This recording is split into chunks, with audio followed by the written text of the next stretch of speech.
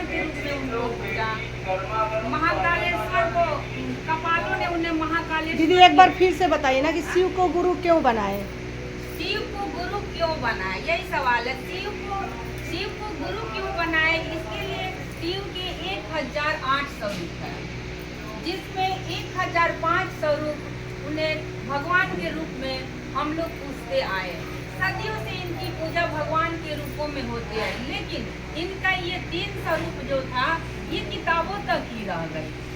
तो जैसे मान लीजिए कि अघड़ ने इन्हें अघरेश्वर के रूप में पूजा, तांत्रिकों ने इन्हें कपालेश्वर के रूप में पूछा, अघोड़ियों ने अघरेश्वर तांत्रिक के रूप में पूजा।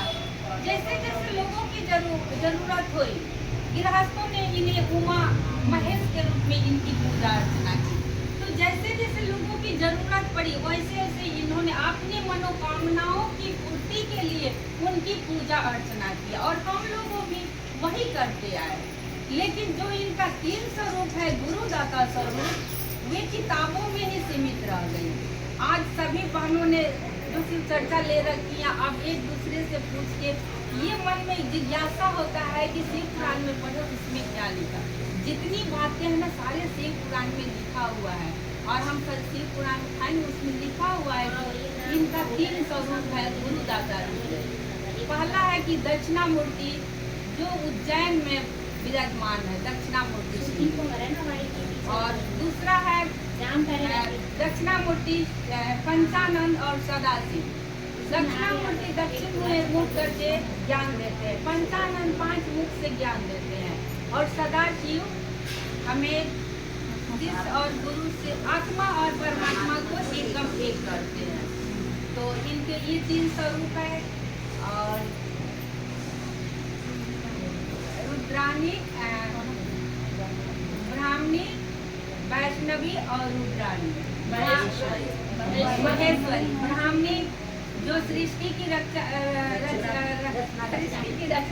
की रचना करते हैं उन्हें ब्राह्मणी कहते हैं, और वैष्णवी जो लालन पालन करते हैं, और जो महेश्वरी जो गुरु रूप में उद्धार करते हैं, और रुद्र रूप में संहार करते हैं। तो देखिए ये 3 जो शक्तियाँ है, किसी देवी देवता में तीनों शक्तियाँ विराजमान नहीं है, सिर्फ महादेव शिव के ही में ये 3 शक्तियाँ, इसलिए इनको गुरु रूप में माना जाता है।